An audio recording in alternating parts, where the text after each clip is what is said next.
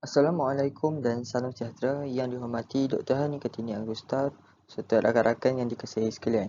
Saya Muhammad Hafizuddin bin Anwar dengan nama matrik A181349, pelajar tahun 2 Sains Sekitaran Universiti Kebangsaan Malaysia. Hari ini saya ingin membentangkan berkaitan satu kertas kajian yang bertajuk Penilaian Kualiti Air di Sungai Semenyi Selangor. Kertas kajian ini merupakan hasil penulisan Fawaz Al-Badai, Muhammad Suhaimi dan Muhammad Bazani daripada Jabatan Sains Alam Sekitar dan Sumber Alam, Fakulti Sains Teknologi, Universiti Kebangsaan Malaysia. Baiklah, kita masuk ke bahagian yang pertama, iaitu bahagian pengenalan. Di dalam kajian ini dinyatakan bahawa kajian ini dilakukan di Sungai Semenyih, Selangor kerana sungai ini sering terdedah dengan pelbagai aktiviti seperti pembandaran, pengindustrian, agrikultur dan pelemongan yang boleh menjadi penyumbang utama ataupun penyumbang terbesar kepada masalah pencemaran air di Sungai Semenyih ini. Jadi tujuan kajian ini dilakukan adalah untuk menilai persamaan dan perbezaan antara setiap stesen sampel dan untuk menentukan punca-punca yang mempengaruhi parameter kualiti air di Sungai Semenyih ini. Okey, seterusnya kita masuk ke bahagian yang kedua, iaitu bahagian material dan metodologi.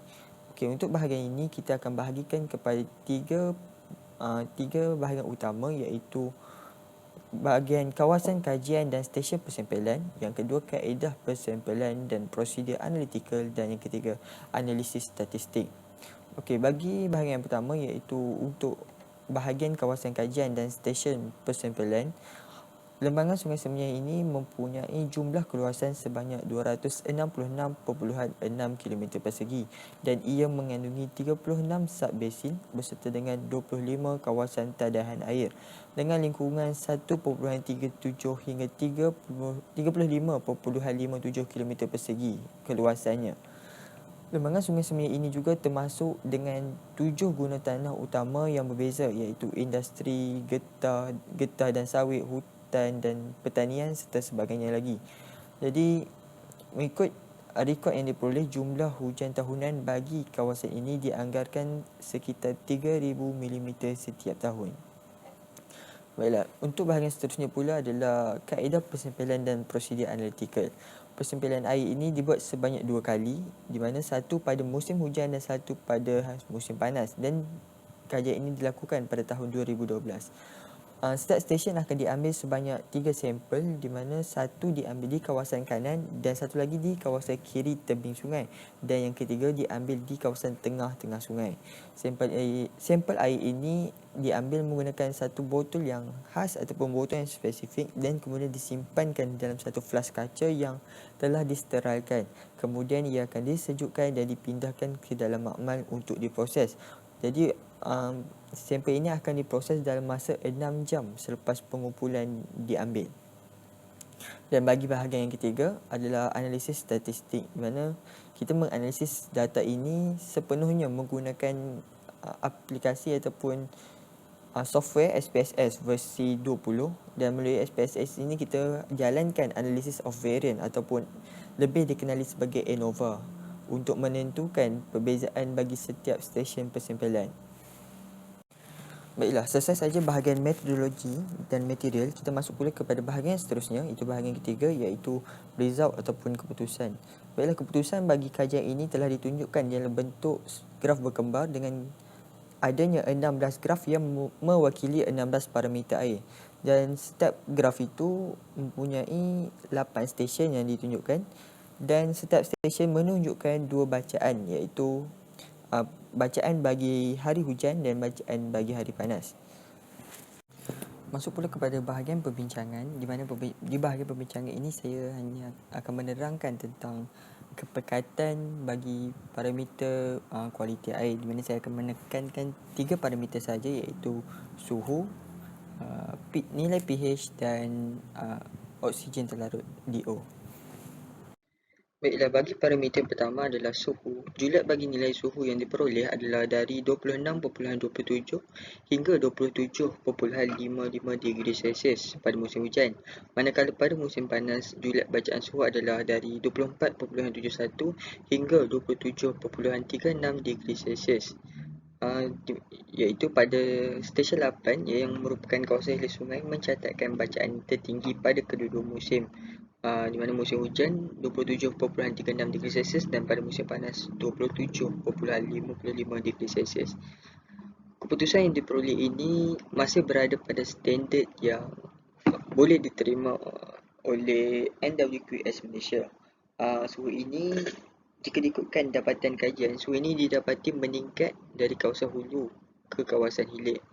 Dan sebenarnya banyak faktor yang boleh mempengaruhi kenaikan maupun penurunan suhu di kawasan sungai tersebut.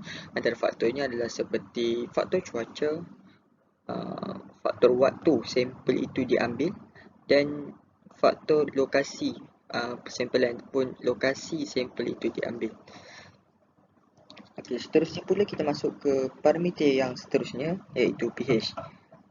Berdasarkan graf ini didapati nilai pH yang diperoleh menunjukkan perbezaan antara sampel pada musim hujan dan juga pada musim panas. Di mana didapati nilai purata tertinggi bagi musim panas adalah pada stesen 1 dengan nilai 8.41, manakala purata terendah pula adalah pada stesen 2 dengan nilai 5.23 pada musim hujan. Okey, bagi musim hujan, nilai pH tertinggi yang diperoleh adalah di kawasan hilir sungai, iaitu pada stesen 5 dengan nilai 6.55 dan nilai terendah pula adalah pada stesen 2 dengan nilai 5.23. Okey, bagi musim panas pula, nilai pH tertinggi direkodkan pada kawasan hulu sungai dengan bacaan 8.4, iaitu pada stesen 1 dan bacaan terendah diperoleh pada kawasan hilir sungai di stesen 5 dengan bacaan nilai 7.07. Jika dibandingkan dengan laporan pada 2011 dan 2005, didapati nilai-nilai yang diperoleh ini adalah berbeza berbanding kajian-kajian yang lepas. Dan didapati keputusan yang diperoleh dalam kajian ini masih berada dalam julat normal yang ditetapkan oleh NWQS untuk sungai-sungai yang terdapat di Malaysia. Okey, secara umumnya nilai pH ataupun kepekatan pH boleh meningkat disebabkan oleh aktiviti fotosintesis yang dilakukan oleh algae yang menggunakan karbon dioksida dan seterusnya karbon dioksida itu melarut di dalam air. Okey, untuk pengetahuan semua, julat pH dari 6.5 hingga 9 adalah julat yang sesuai untuk hidupan akuatik. Jadi disebabkan itulah pentingnya bagi kita untuk menjaga dan mengekalkan ekosistem akuatik ini dalam julat seperti yang dinyatakan tadi, kerana nilai pH yang terlalu tinggi maupun nilai pH yang terlalu rendah boleh memberikan kesan negatif kepada hidupan akuatik.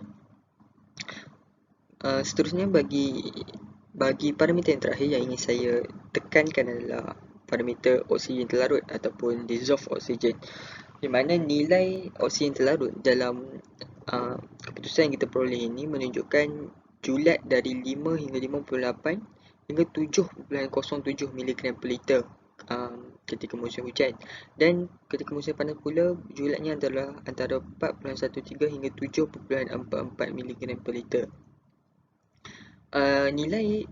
Nilai oksigen terlarut terendah diperoleh pada stesen 6, manakala nilai yang tertinggi pula diperoleh pada stesen 1 pada musim hujan, dan nilai tertinggi pada musim panas pula adalah pada stesen 2 dan nilai terendahnya adalah pada stesen 8. Keputusan yang diperoleh ini adalah tahap yang boleh diterima mengikut NWQS bagi sungai di Malaysia, iaitu melebihi 3 mg per liter. Tambahan pula nilai oksigen terlarut yang diperoleh pada 2005 di sungai yang sama adalah bawah daripada 4.0 mg per liter. Dan berdasarkan keputusan yang diperoleh ini menunjukkan bahawa tahap DO di semua stesen, tahap oksigen terlarut di semua stesen ini adalah memadai untuk plankton terus hidup dan melakukan pelbagai aktiviti fisiologi. Jadi itu saja untuk bahagian perbincangan dan kita akan masuk kepada bahagian yang seterusnya. Baiklah, kita masuk pula kepada bahagian kesimpulan. Kesimpulan bagi keseluruhan penulisan kajian saintifik ini menunjukkan bahawa kualiti air di Sungai Semenya Selangor ini berbeza-beza bergantung pada musim dan lokasi persimpelan. Seperti sama ada kita ambil pada musim hujan ataupun pada musim panas tempat tersebut, ataupun lokasi yang kita ambil, seperti ada yang kita ambil di stesen-stesen berbeza, dan setiap stesen pula kita ambil pada bahagian-bahagian yang berbeza, seperti di kiri tebing, kanan tebing dan juga di tengah-tengah sungai. Dan research dari kajian ini juga menunjukkan kualiti air di Sungai Semenyih ini adalah sedikit tercemar, dan jadi pihak yang bertanggungjawab perlu mengambil langkah berjaga-jaga, dan sungai ini perlukan rawatan air yang segera kerana ia merupakan sungai yang menjadi kegunaan domestik bagi penduduk-penduduk setempat. Okey, seterusnya kita akan masuk pada bahagian terakhir, iaitu acknowledgement dan rujukan, di mana dalam acknowledgement penulis ingin menyatakan penghargaan mereka kepada Fakulti Sains dan Teknologi Universiti Kebangsaan Malaysia atas kesudian mereka untuk memberi kemudahan, memberi fasiliti untuk para pekaji menjalankan research mereka, dan ini merupakan antara rujukan yang terdapat di dalam penulisan ini. Itu saja daripada saya. Sekian, terima kasih.